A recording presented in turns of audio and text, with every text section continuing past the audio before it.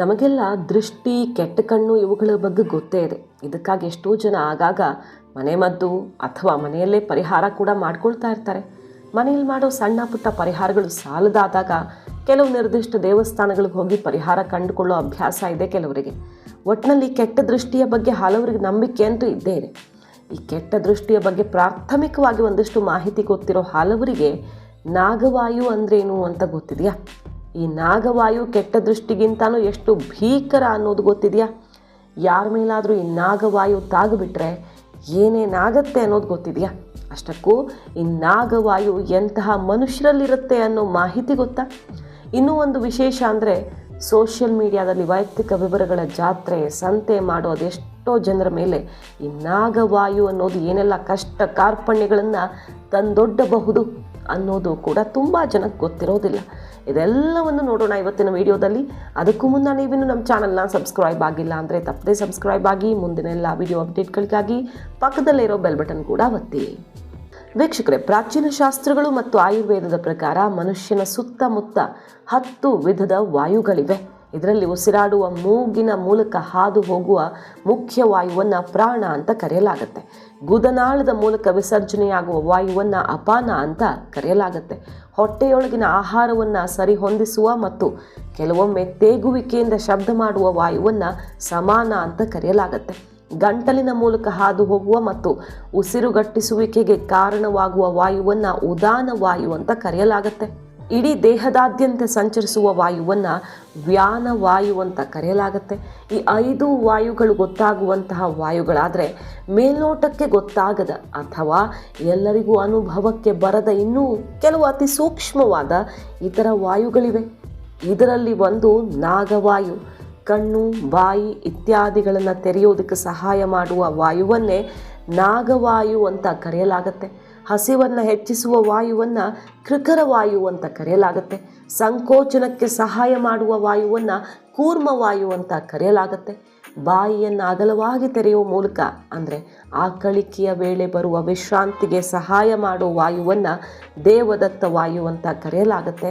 ಮತ್ತು ದೇಹದ ಪೋಷಣೆಗೆ ಸಹಾಯ ಮಾಡುವ ವಾಯುವನ್ನು ಧನಂಜಯ ವಾಯು ಅಂತ ಕರೆಯಲಾಗುತ್ತೆ. ಈ ಎಲ್ಲ ವಾಯುಗಳು ಹೃದಯ ಕೇಂದ್ರದಿಂದ ಉತ್ಪತ್ತಿಯಾಗುತ್ತೆ. ಹಾಗಾಗಿ ಎಲ್ಲ ವಾಯುವಿನ ಉತ್ಪತ್ತಿ ಕೇಂದ್ರ ಒಂದೇ ಆಗಿದೆ. ಈ ಕೇಂದ್ರ ಶಕ್ತಿಯು ಭಗವಂತನ ಶ್ರೇಷ್ಠ ಶಕ್ತಿಯಾಗಿದೆ. ಯಾವುದೇ ರೀತಿಯ ರಾಗ ದ್ವೇಷಗಳಿಲ್ಲದೆ ಯಾರು ಭಗವಂತನ ಮಾರ್ಗದರ್ಶನದಲ್ಲಿ ಕಾರ್ಯನಿರ್ವಹಿಸ್ತಾರೋ ಅಂತಹ ದೇಹದ ಆತ್ಮದೊಂದಿಗೆ ಹೃದಯದೊಳಗೆ ನೆಲೆಗೊಂಡಿರ್ತಾನೆ ಭಗವಂತ ಅನ್ನೋದು ಒಂದು ಪೌರಾಣಿಕ ನಂಬಿಕೆ. ಭಗವದ್ಗೀತೆಯಲ್ಲಿ ಸಹ ಇದನ್ನೇ ವಿವರಿಸಲಾಗಿದೆ. ಸರ್ವಸ್ಯ ಚಾಹಂ ಹೃದಯ ಸನ್ನಿವಿಷ್ಟೋ ಮತ್ತ ಸ್ಮೃತಿರ್ಜ್ಞಾನಂ ಅಪೋಹನಂ ಚ ವೇದೈಶ್ಚ ಸರ್ವೈರ್ ಅಹಂ ಏವ ವೇದ್ಯೋ ವೇದಾಂತ ಕೃದ್ ವೇದವಿತ್ ಏವ್ ಚಾಹಂ. ಈ ಪ್ರಕಾರವಾಗಿ ನೋಡುವುದಾದರೆ ಪ್ರತಿಯೊಬ್ಬ ಮನುಷ್ಯನಲ್ಲೂ ಕೂಡ ಈ ಎಲ್ಲ ವಾಯುಗಳು ಕೆಲಸ ಮಾಡ್ತಾನೇ ಇರುತ್ತೆ. ಅವರವರ ಆಧ್ಯಾತ್ಮಿಕ ಸಾಧನೆಗಳು, ಆಚರಣೆಗಳು ಮತ್ತು ನಂಬಿಕೆಗಳ ಆಧಾರದಲ್ಲಿ ಅವರವರ ವಾಯು ಅವರ ಮೇಲೆಯೇ ಅಥವಾ ಇತರರ ಮೇಲೂ ಕೂಡ ಪರಿಣಾಮ ಬೀರುತ್ತೆ ಅನ್ನೋದು 100ಕ್ಕೆ 100ರಷ್ಟು ಸತ್ಯವಾದ ಮಾತು. ವೀಕ್ಷಕರೇ, ನಿಮಗೀಗ ಒಂದು ಸಾಮಾನ್ಯ ಸೈಕಾಲಜಿ ಕುರಿತು ಹೇಳ್ತೇವೆ ನೋಡಿ. ನೀವೇನನ್ನು ಕುಡಿಬೇಕು ಅಥವಾ ತಿನ್ನಬೇಕು ಅಂತ ಅಂದ್ಕೊಳ್ತೀರಿ, ಕೂಡಲೇ ನಿಮ್ಮ ಗಮನ ಆ ವಿಷಯ ಅಥವಾ ವಸ್ತುವಿನ ಮೇಲೆ ಹೋಗಿಬಿಡತ್ತೆ. ಇದನ್ನು ನಾವು ಸ್ವತಃ ಪರೀಕ್ಷೆ ಮಾಡಿ ನೋಡಬಹುದು. ಆ ಗಮನವೇ ನಾಗವಾಯು ಅಂತ ಕರೆಯಲಾಗುವುದು. ನೀರು ಕುಡಿಬೇಕು ಅಂದ ತಕ್ಷಣ ನಿಮ್ಮ ಗಮನ ಲೋಟದಲ್ಲೋ ತಂಬಿಕೆಯಲ್ಲೋ ಇರೋ, ಅದರಲ್ಲೂ ಪಕ್ಕದಲ್ಲೇ ಇರೋ ನೀರಿನ ಮೇಲೆ ಮೊದಲು ಹೋಗಿಬಿಡತ್ತೆ. ಯಾಕಂದರೆ ಅದು ಪಕ್ಕದಲ್ಲೇ ಇರುತ್ತೆ ಮತ್ತು ಕಣ್ಣಿಗೆ ಕಾಣ್ತಾ ಇರುತ್ತೆ. ಇದೇ ಸೈಕಾಲಜಿಯನ್ನು ನಾವು ಎಲ್ಲ ಕಡೆ ಅಪ್ಲೈ ಮಾಡಬಹುದು. ಈ ನೀರಿನ ರೀತಿಯೇ ನಾವು ಪ್ರದರ್ಶನಕ್ಕಿಟ್ಟಿರುವ ಸುಖ, ಸಂತೋಷ, ಸಂಪತ್ತು ಎಲ್ಲವೂ ಕೂಡ ಎಲ್ಲರ ಕಣ್ಣಿಗೂ ಬೀಳ್ತಾ ಇರುತ್ತೆ. ಅದರಲ್ಲೂ ಹತ್ತಿರದವರ ಕಣ್ಣಿಗೆ ಮೊದಲು ಬೀಳುತ್ತೆ. ಅದೇ ರೀತಿ ನಾವು ಎಲ್ಲವನ್ನು ಪ್ರದರ್ಶನ ಮಾಡಿದಾಗ ಅದೆಲ್ಲದರ ಮೇಲೆ ನಾಗವಾಯು ಬರುತ್ತೆ ಅನ್ನೋದು ಪ್ರಬಲವಾದ ನಂಬಿಕೆ. ಅದು ಹೇಗೆ? ಯಾರೋ ನಮ್ಮನ್ನು ನೋಡಿದ ಮಾತ್ರಕ್ಕೆ ಏನಾದರೂ ಕೆಟ್ಟದಾಗಿ ಹೋಗುತ್ತೆ, ಇದೆಲ್ಲ ಬೋಗಸ್ ಅಂತ ಅಂದ್ಬಿಡ್ಬಹುದು ಹಲವರು. ನಿಮಗೆ ಗೊತ್ತಿರಲಿ, ಈ ವಿಚಾರದಲ್ಲಿ ವೈಜ್ಞಾನಿಕವಾಗಿ ಒಂದು ಸತ್ಯ ಪ್ರೂವ್ ಆಗಿದೆ. ನೀವು ನಲ್ಲಿಯಿಂದಲೋ ಅಥವಾ ಹರಿಯುವ ತೊರೆಯಿಂದಲೋ ಒಂದು ಲೋಟ ನೀರು ತಗೊಳ್ಳಿ. ಆಮೇಲೆ ಅದೇ ನೀರನ್ನು ದೃಷ್ಟಿ ಇಟ್ಟು ಕೆಲವು ಸಮಯ ನೋಡಿ. ಕೆಲವೇ ಕ್ಷಣಗಳ ಮುಂಚೆ ನೀವು ತೆಗೆದು ಲೋಟದಲ್ಲಿ ಹಾಕ್ಕೊಂಡ ನೀರಿನ ಮೂಲ ಗುಣಕ್ಕೂ ನಿಮ್ಮ ದೃಷ್ಟಿ ಬಿದ್ದ ಮೇಲೆ ಇರುವಂಥ ನೀರಿನ ಗುಣಕ್ಕೂ ಬಹಳ ವ್ಯತ್ಯಾಸ ಆಗಿರುತ್ತೆ. ಇದು ಪ್ರಯೋಗದಲ್ಲೇ ಆಗಿರೋ ಸತ್ಯ ದರ್ಶನ ವೀಕ್ಷಕರೇ. ಅಂದರೆ ನಿಮ್ಮ ಮನಸ್ಸು ದೇಹದಲ್ಲಿರುವ ಅಷ್ಟು ಭಾವನೆಗಳು ಕೂಡ ಆ ಪ್ಲೇನ್ ಆಗಿರೋ ನೀರನ್ನೇ ಕದಲುವಂತೆ ಮಾಡಿಬಿಡುತ್ತೆ, ಬದಲಾಗುವಂತೆ ಮಾಡುತ್ತೆ. ಅಂದಮೇಲೆ ನೀವೆಲ್ಲ ಮನುಷ್ಯರು, ನಮ್ಮ ಮೇಲೆ ಬೇರೆ ಮನುಷ್ಯರ ಭಾವನೆಗಳು ಪ್ರಭಾವ ಬೀರೋದಿಲ್ವಾ? ಅಷ್ಟೇ ಸಿಂಪಲ್ ಇದೆ ಈ ಸೂತ್ರ. ಇದನ್ನೇ ಶಾಸ್ತ್ರಗಳು ನಾಗವಾಯು ಅಂತ ಕರೆದಿರೋದು. ಇಂದ್ರಪ್ರಸ್ಥದ ಮಾಯಾ ಸಭೆಯ ಮೂಲಕ ಸಾಕ್ಷಾತ್ ಪಾಂಡವರೇ ಕೌರವರ ನಾಗವಾಯುಗೆ ಬಿದ್ದು ಎಲ್ಲವನ್ನ ಕಳ್ಕೊಂಡು ಅರಣ್ಯವಾಸ ಮಾಡಬೇಕಾಯ್ತು ಅನ್ನೋ ಅತಿ ದೊಡ್ಡ ಉದಾಹರಣೆಯೇ ನಮ್ಮ ಪುರಾಣಗಳಲ್ಲಿದೆ.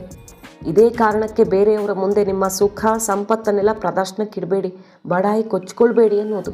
ಈ ರೀತಿ ಮಾಡೋದ್ರಿಂದ ಅವರ ನಾಗವಾಯು ನಿಮ್ಮ ಮೇಲೆ ಬೀಳುತ್ತೆ, ಆಗ ನಿಮ್ಮೆಲ್ಲ ಶಕ್ತಿ ಅವ್ರಿಗೆ ಹೋಗುತ್ತೆ ಅನ್ನೋದು ನಂಬಿಕೆ. ಏನೇ ಮಾಡಿದರೂ ಸೈಲೆಂಟಾಗಿ ಮಾಡಿ, ಯಾವುದನ್ನು ಪ್ರದರ್ಶನ ಮಾಡಲೇಬೇಡಿ. ಊರ ಬಾಗಿಲು ಒಂದಾಗೋ ರೀತಿ ಎಲ್ಲರಿಗೂ ಹೇಳ್ಕೊಂಡು ಮಾಡಬೇಡಿ. ಕೆಲಸ ಆಗೋದಕ್ಕೂ ಮುನ್ನವೇ ಇರೋರಿಗೆಲ್ಲ ಹೇಳ್ಕೊಳ್ಳೋಕೆ ಹೋಗಲೇಬೇಡಿ. ಕೆಲಸ ಮುಗಿಯೋದಕ್ಕೂ ಮುನ್ನವೇ ನೀವು ಎಲ್ಲವನ್ನು ಎಲ್ಲರಿಗೂ ಹೇಳ್ಕೊಂಡು ಬಿಟ್ಟರೆ ಅದರಿಂದ ನೀವು ಮಾಡ್ತಿರೋ ಕೆಲಸ ಅಂದುಕೊಂಡ ಸಮಯದಲ್ಲಿ ಮಾಡಿ ಮುಗಿಸೋದಕ್ಕಾಗದೆ ತಡ ಆಗಬಹುದು. ಇನ್ನು ಕೆಲವೊಂದು ಅರ್ಧಕ್ಕೆ ನಿಂತು ಹೋದರೂ ಆಶ್ಚರ್ಯ ಇಲ್ಲ. ಇದೆಲ್ಲ ಸರಿ, ಯಾರಿಗೂ ಏನನ್ನು ತೋರಿಸದೆ ಹೇಳದೆ ಸಮಾಜದಲ್ಲಿ ಬದುಕೋದಾದರೂ ಹೇಗೆ? ಮನುಷ್ಯ ಅಂದ್ರೇ ಸಂಘಜೀವಿ ಅಲ್ವೇ ಅನ್ನೋ ಪ್ರಶ್ನೆ ಮೂಡಬಹುದು ನಿಮಗೆ. ಅಲ್ಲದೆ ಮದುವೆ, ಗೃಹ ಪ್ರವೇಶ ಇಂತಹ ಶುಭ ಸಮಾರಂಭಗಳಿಗೆ ಜನರನ್ನು ಕರೀತೀವಿ. ಇಂತಹ ಸಂದರ್ಭಗಳಲ್ಲಿ ಜನ, ಕುಟುಂಬಸ್ಥರ ನಾಗವಾಯು ನಮ್ಮ ಮೇಲೆ ಬಿದ್ದರೆ ಏನು ಗತಿ? ನಾಗವಾಯು ಬೀಳುತ್ತೆ ಅಂತ ಸಂಬಂಧಿಕರನ್ನು ಯಾರನ್ನೂ ಕರೀದೆ ಒಂಟಿ ಪಿಶಾಚಿ ರೀತಿ ಬದುಕೋದಕ್ಕಾಗತ್ತಾ ಅನ್ನೋ ಪ್ರಶ್ನೆ ಬರುತ್ತೆ. ಇದು ಸಾಧ್ಯವಿಲ್ಲದ ಮಾತು ಅನ್ನೋದು ಅಷ್ಟೇ ಸತ್ಯ ಅಲ್ವಾ? ಹಾಗಾದರೆ ಏನು ಮಾಡಬೇಕು?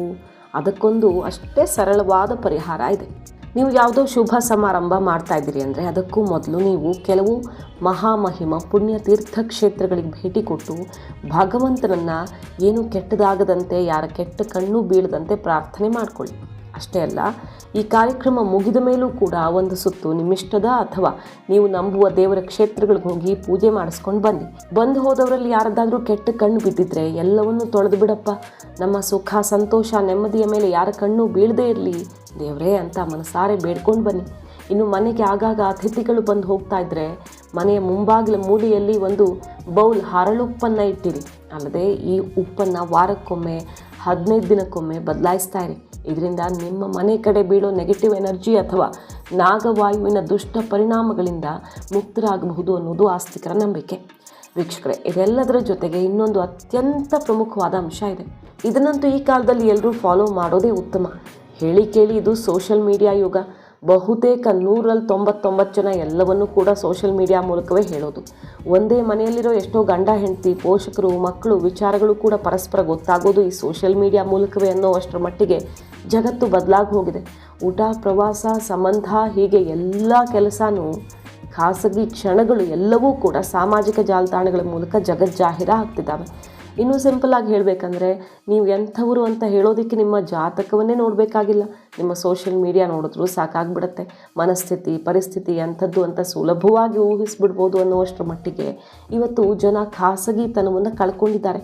ಪರಿಸ್ಥಿತಿ ಹೀಗಿರುವಾಗ ನಾವು ನಮ್ಮ ಜೀವನದಲ್ಲಿ ಖಾಸಗಿಯಾಗಿರಬೇಕಾದ ಎಲ್ಲ ಖುಷಿ ಕ್ಷಣಗಳನ್ನ ಸಾರ್ವಜನಿಕಗೊಳಿಸ್ತಾ ಇರುವಾಗ ಇಡೀ ಜಗದ ನಾಗವಾಯು ನಮ್ಮ ಮೇಲೆ ಬೀಳೋದಿಲ್ವಾ?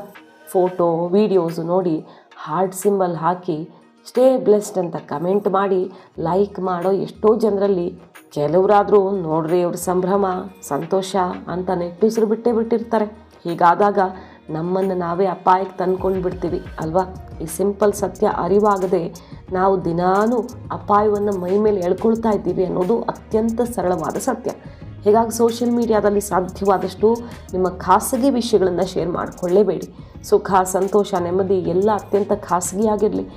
ಭಗವಂತನ ಅನುಗ್ರಹದಿಂದಷ್ಟೇ ನಾವಿಷ್ಟು ಸಮಾಧಾನವಾಗಿದ್ದೀವಿ ಅಂತ ಭಾವಿಸಿ ಅವನ ಸನ್ನಿಧಿ ಮತ್ತು ದೃಷ್ಟಿಗಷ್ಟೇ ನಿಮ್ಮ ಎಲ್ಲ ಸಂಪತ್ತನ್ನು ತೆರೆದಿರಿಸಿ ಕೃತಜ್ಞತೆ ಸಲ್ಲಿಸೋದನ್ನು ರೂಢಿ ಮಾಡಿಕೊಳ್ಳಿ. ಇದೊಂದು ಸರಿ ಮಾಡ್ಕೊಂಡು ನೋಡಿ, ನಿಮ್ಮ ಬದುಕಲ್ಲಾಗೋ ಬದಲಾವಣೆ ಅಂತೆಂಥದ್ದಲ್ಲ ವೀಕ್ಷಕರೇ. ಇದನ್ನು ಸ್ವತಃ ನೀವೇ ಪರೀಕ್ಷೆ ಮಾಡಿ ಅನುಭವಕ್ಕೆ ತಂದ್ಕೊಳ್ಬಹುದು. ಇಲ್ಲ, ಇದು ಯಾವುದನ್ನು ಪರಿಗಣಿಸದೆ ನಿಮ್ಮ ಸಾಧನೆ, ಸಂತೋಷ, ನೆಮ್ಮದಿಗಳನ್ನೆಲ್ಲ ಪ್ರದರ್ಶನಕ್ಕಿಟ್ಟಾಗ ಬೇರೆಯವರ ಕಣ್ಣು, ಹೊಟ್ಟೆ ಉರಿ, ಅವರ ಆಸೆ ಆಕಾಂಕ್ಷೆಗಳು ಎಲ್ಲವೂ ಕೂಡ ನಿಮ್ಮ ಖುಷಿಯ ಮೇಲೆ ಕೇಂದ್ರೀಕೃತವಾಗಿ ಎಲ್ಲ ಸೇರಿಕೊಂಡು ನಿಮ್ಮ ಬದುಕನ್ನೇ ಅಲ್ಲಾಡಿಸಿ ಬಿಡಬಲ್ಲದು.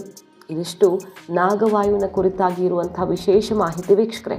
ಈ ಮಾಹಿತಿ ನಿಮ್ಗೆ ಇಷ್ಟ ಆಗಿದ್ರೆ ಲೈಕ್ ಮಾಡಿ, ಕಮೆಂಟ್ ಮಾಡಿ, ನಿಮ್ಮ ಆಪ್ತ ಬಳಗಕ್ಕೆ ಶೇರ್ ಮಾಡೋದು ಮರಿಬೇಡಿ. ಅಲ್ಲದೆ ನೀವಿನ್ನೂ ನಮ್ಮ ಚಾನಲ್ನ ಸಬ್ಸ್ಕ್ರೈಬ್ ಆಗಿಲ್ಲ ಅಂದರೆ ತಪ್ಪದೆ ಸಬ್ಸ್ಕ್ರೈಬ್ ಆಗಿ, ಪಕ್ಕದಲ್ಲೇ ಇರೋ ಬೆಲ್ ಬಟನ್ ಕೂಡ ಒತ್ತಿ. Thank you.